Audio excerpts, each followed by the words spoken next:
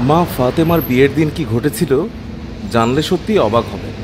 হজরত মোহাম্মদ সাল্লাল্লাহু আলাইহি ওয়াসাল্লামের পরিবারবর্গ যখন মদিনায় গমন করেন তখন ফাতেমা রাদিয়াল্লাহু তাআলা আনহা তিনি ছিলেন অবিবাহিতা। আবু বকর রাদিয়াল্লাহু তাআলা আনহু এবং ওমর রাদিয়াল্লাহু তাআলা আনহুর মতো উঁচু মর্যাদার অধিকারী সাহাবাগণও ফাতিমা রাদিয়াল্লাহু তাআলা আনহাকে স্ত্রী হিসেবে পেতে আগ্রহী ছিলেন এবং তারা রাসূলুল্লাহ সাল্লাল্লাহু আলাইহি ওয়াসাল্লামের নিকট বিয়ের প্রস্তাবও দেন। কিন্তু মহানবী সাল্লাল্লাহু আলাইহি ওয়াসাল্লাম অত্যন্ত বিনয় এবং নম্রতার সাথে সেই সব প্রস্তাব প্রত্যাখ্যান করেন, কারণ তিনি আল্লাহর হুকুমের অপেক্ষায় ছিলেন। বাকি রয়েছে আলী রাদিয়াল্লাহু তাআলা আনহু, যিনি রাসূলুল্লাহ সাল্লাল্লাহু আলাইহি ওয়াসাল্লামের অত্যন্ত প্রিয় এবং চাচাতো ভাই। এই অবস্থায় হযরত আবু বকর রাদিয়াল্লাহু তাআলা আনহু, হযরত ওমর রাদিয়াল্লাহু তাআলা আনহু এবং অন্যান্য সাহাবী এবং মহিলারা হযরত আলীকে এই বিয়ের প্রস্তাবের ব্যাপারে পরামর্শ দিলেন। তারা অত্যন্ত আন্তরিকতার সঙ্গে রাসূলুল্লাহ সাল্লাল্লাহু আলাইহি ওয়াসাল্লামের নিকট আলী এবং ফাতিমা রাদিয়াল্লাহু তাআলা আনহার বিয়ের প্রস্তাব পেশ করলেন। মহানবী সাল্লাল্লাহু আলাইহি ওয়াসাল্লাম আলী রাদিয়াল্লাহু তাআলা আনহুকে জিজ্ঞাসা করলেন, তোমার কাছে মোহর আদায় করার মতো কিছু আছে কি? আলী রাদিয়াল্লাহু তাআলা আনহু না সূচক জবাব দিলেন। পুনরায় রাসূলুল্লাহ সাল্লাল্লাহু আলাইহি ওয়াসাল্লাম বললেন, তোমার লৌহ বর্ম কোথায়? সেই লৌহ বর্ম দিয়ে মোহর আদায় করো। মোহর আনার অর্থ সংগ্রহে হযরত আলী রাদিয়াল্লাহু তাআলা আনহু স্বীয় বর্মটি বাজারে বিক্রি করতে গেলেন।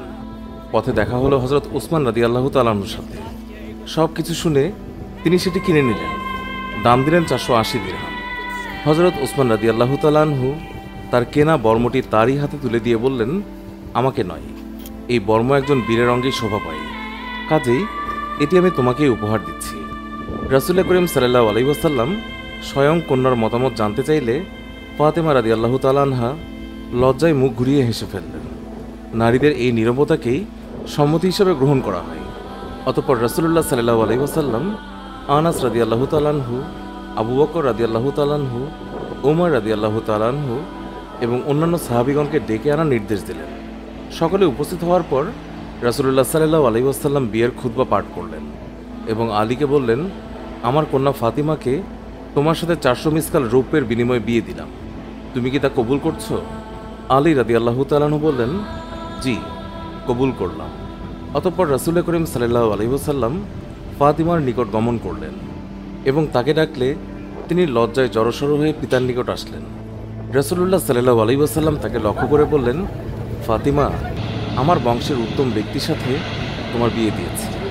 বিয়ের সময় রাসূলুল্লাহ সাল্লাল্লাহু আলাইহি ওয়াসাল্লাম ফাতিমা রাদিয়াল্লাহু তাআলা আনহাকে যেই সমস্ত আসবাবপত্র দিয়েছিলেন তা ছিল একটি নকশা করা খাট, উল ভরা মিশরি কাপড়ে প্রস্তুত করা বিছানা, খেজুরের ছাল ভর্তি চামড়ার বালিশ, পানির জন্য 2টি পাত্র, একটি জাতা, একটি পেয়ালা এবং একটি মশক, এছাড়াও আরও কিছু জিনিস। বিয়ের পর রাসূলুল্লাহ সাল্লাল্লাহু আলাইহি ওয়াসাল্লাম আলীকে খাওয়া দাওয়ার ব্যবস্থা করতে বললেন। ফলে অল্প অর্থের বিনিময়ে পনির, খেজুর, জবের নান এবং গোস্ত ছিল। হযরত আসমা রাদিয়াল্লাহু তাআলা আনহা বলেন, তখনকার যুগে এটা ছিল সর্বোত্তম খাবার। হযরত মুহাম্মদ সাল্লাল্লাহু আলাইহি ওয়াসাল্লাম হযরত ফাতেমার বিয়ের রাত্রির জন্য একটি পোশাকের ব্যবস্থা করেন, কেননা হযরত ফাতেমার পরনের পোশাকে তালি দেওয়া ছিল। এমন সময় একজন ভিক্ষুক দ্বারে করা নারী ভিক্ষুকটি পরিধানের জন্য একখানা কাপড় চাইলেন। হযরত ফাতেমা তার পরনের তালি দিয়ে কাপড়টি দান করতে চাইলে তার মনে পড়ে যায়, আল্লাহ তাআলা বলেছেন, তোমরা যা ভালোবাসো তা থেকে দান না করা পর্যন্ত কখনোই কল্যাণ লাভ করতে পারবে না। আর এই জন্যই ফাতেমা তার বিয়ের নতুন পোশাক ভিক্ষুককে দান করে দেন। কন্যাকে বিদায় দিতে এগিয়ে এলেন তার স্নেহময় পিতা। দেখলেন মেয়ে কাঁদছেন। তার মনে হলো হয়তো স্বামীর দারিদ্র্যের কথা ভেবেই মেয়ে কাঁদছেন। তিনি তাকে সান্ত্বনা দিতে গেলেন এই বলে যে আলী রাদিয়াল্লাহু তাআলা আনহু তিনি দরিদ্র হতে পারেন, কিন্তু তার চেয়ে অধিকতর যোগ্য পাত্র এই পৃথিবীতে আর কেউই নেই।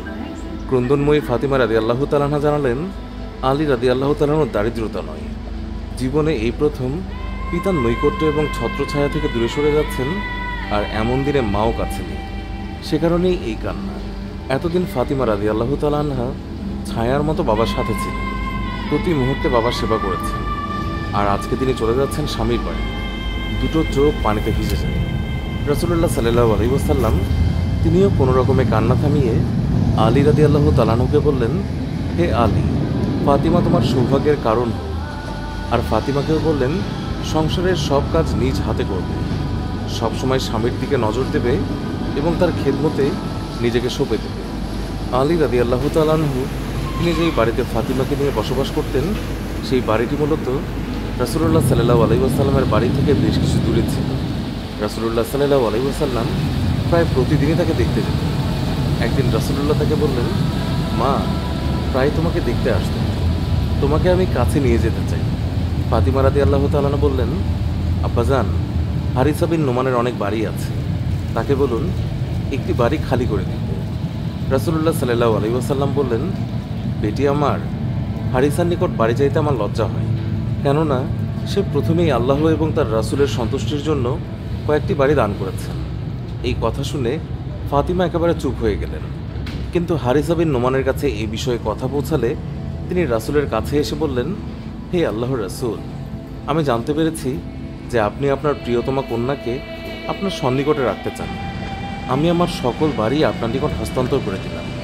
অনুগ্রহ করে ফাতিমা রাদিয়াল্লাহু তাআলা আনহাকে ডেকে পাঠান। তিনি যেই বাড়িতে ইচ্ছে সেই বাড়িতে বসবাস করতে পারেন। আমার জীবন এবং সম্পদ আপনার জন্য কুরবান।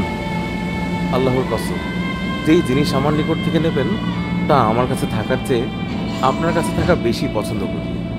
রাসূলুল্লাহ সাল্লাল্লাহু আলাইহি ওয়াসাল্লাম বললেন, আল্লাহ রাব্বুল আলামিন তোমার সম্পদে প্রাচুর্যতা দান করুন। অতঃপর আলী রাদিয়াল্লাহু তাআলা আনহু এবং ফাতিমা রাদিয়াল্লাহু তাআলা আনহাকে হারিসা বিন নোমানের একটি বাড়িতে নিয়ে গেলেন। একদিন রাসূলুল্লাহ সাল্লাল্লাহু আলাইহি ওয়াসাল্লাম ফাতিমার গৃহে গিয়ে দেখেন তিনি উটের চামড়ার পোশাক পরে আছেন, তাতে আবার 13টি পট্টি লাগানো। তিনি আটা পিষছেন এবং মুখে আল্লাহর কালাম উচ্চারণ করছেন। রাসূলুল্লাহ সাল্লাল্লাহু আলাইহি ওয়াসাল্লাম এই দৃশ্য দেখে বললেন, ফাতিমা, সবরের মাধ্যমে দুনিয়ার কষ্ট শেষ করো এবং আখিরাতে স্থায়ী শান্তির অপেক্ষা করো। আল্লাহ তোমাকে নেক পুরস্কার দেবেন। একদিন আলী রাদিয়াল্লাহু তাআলা আনহু ঘরে ফিরে কিছু খাবার চাইলেন। ফাতিমা রাদিয়াল্লাহু তাআলা আনহা বললেন, অভুক্ত অবস্থায় আজ 3য় দিন চলছে, ঘরে জবের একটি দানাও নেই। আলী রাদিয়াল্লাহু তাআলা আনহু বললেন, হে ফাতিমা, তুমি কেন আমাকে বলনি? তিনি জবাবে বললেন, হে আমার স্বামী, আব্বাজান নসিহত করে বলেছিলেন আমি যেন কোনো কিছু চেয়ে আপনাকে লজ্জিত না করি। ফাতিমা রাদিয়াল্লাহু তাআলা আনহা স্বামীর গৃহের সব কাজ নিজ হাতে করতেন, তার কোনো দাসী ছিল না। একদিন আলী রাদিয়াল্লাহু তাআলা আনহু তাকে বললেন, ফাতিমা, যাতা পিষতে পিষতে তোমার হাতে ফোসকা পড়ে গেছে, আর ঘর ঝাড়ামোছা করতে করতে তোমার কাপড় ময়লা হয়ে গেছে। মশক ভরে পানি আনতে আনতে কোমর এবং সিনায় ব্যথা হয়ে গেছে, এবং উনুন জ্বালাতে জ্বালাতে তোমার চেহারা মলিন হয়ে গেছে। তোমার আব্বার নিকট আজ গনিমতের অনেক দাসী এসেছে, তার নিকট গিয়ে একটি দাসী চেয়ে নিয়ে আসো। ফাতিমা রাসূলুল্লাহ সাল্লাল্লাহু আলাইহি ওয়াসাল্লামের নিকট উপস্থিত হলেন, কিন্তু লজ্জায় তিনি কিছুই বলতে পারলেন না। কিছুক্ষণ অবস্থানের পর তিনি ফিরে এলেন এবং আলী রাদিয়াল্লাহু তাআলা আনহুকে বললেন, আব্বার নিকট কোনো দাসী চাওয়ার সাহস আমার হয়নি। এরপর স্বামী ও স্ত্রী উভয়ে রাসূলুল্লাহ সাল্লাল্লাহু আলাইহি ওয়াসাল্লামের নিকটে হাজির হয়ে একটি দাসী প্রাপ্তির আবেদন জানালেন। রাসূলুল্লাহ সাল্লাল্লাহু আলাইহি ওয়াসাল্লাম উত্তরে বললেন, আমি কোনো দাসীকেই তোমাদের খেদমতে দিতে পারছি না, কেননা আসহাবে সুফার খাওয়া এবং শিক্ষা দীক্ষার সুষ্ঠু ব্যবস্থা আমাকেই করতে হবে। আমি তাদেরকে কিভাবে ভুলে যেতে পারি যারা নিজেদের বাড়িঘর আত্মীয় স্বজনদের ছেড়ে আল্লাহ এবং তার রাসূলের সন্তুষ্টির জন্য দারিদ্র্য এবং বুভুক্ষ জীবন গ্রহণ করেছে। জবাব শুনে স্বামী স্ত্রী উভয় চুপচাপ ঘরে ফিরে এলেন। রাতে রাসূলুল্লাহ সাল্লাল্লাহু আলাইহি ওয়াসাল্লাম তাদের নিকট গমন করলেন এবং কোমল সুরে বললেন, তোমরা আমার কাছে যা চেয়েছিলে তার চেয়ে উত্তম কিছু কি আমি তোমাদেরকে বলে দেব? তারা দুজনেই একসঙ্গে বলে উঠলেন, ইয়া রাসূলুল্লাহ, বলুন। তিনি বললেন, জিবরাইল আলাইহিস সালাম আমাকে এই কথাগুলো শিখিয়েছেন। প্রত্যেক নামাজের পরে তোমরা দুজন 10 বার সুবহানাল্লাহ, 10 বার আলহামদুলিল্লাহ এবং 10 বার আল্লাহু আকবার পাঠ করবে। আর রাতে যখন বিছানায় ঘুমাতে যাবে তখন সুবহানাল্লাহ 33 বার, আলহামদুলিল্লাহ 33 বার এবং আল্লাহু আকবার 34 বার পাঠ করবে। এই আমল তোমাদের জন্য উত্তম খাদেম হিসাবে গণ্য হবে। এই প্রসঙ্গে আরেকটি ঘটনার কথা উল্লেখ করা যায়। আলী রাদিয়াল্লাহু তাআলা আনহু একবার দারুণ অভাব অনটনের মধ্যে পড়লেন। একদিন ফাতিমা রাদিয়াল্লাহু তাআলা আনহা বললেন, তুমি যদি নবী সাল্লাল্লাহু আলাইহি ওয়াসাল্লামের নিকট গিয়ে কিছু চেয়ে আনতে তাহলে ভালো হতো। ফাতিমা যখন নবী সাল্লাল্লাহু আলাইহি ওয়াসাল্লামের নিকটে গেলেন, উম্মু আয়মন রাদিয়াল্লাহু তাআলা আনহু বসা অবস্থায় ছিলেন। ফাতিমা দরজায় টোকা দিলেন। নবী উম্মু আয়মানকে বললেন, নিশ্চয়ই এটা ফাতিমার হাতের টোকা। এমন সময় তো ফাতিমা আসতে অভ্যস্ত নয়, নিশ্চয়ই কোনো বিপদে পড়ে এসেছে। ফাতিমা রাদিয়াল্লাহু তাআলা আনহা তিনি ঘরে ঢুকে বললেন, ইয়া রাসূলুল্লাহ, ফেরেশতাদের খাবার হলো তাসবিহ তাহলিল, কিন্তু আমাদের খাবার কি?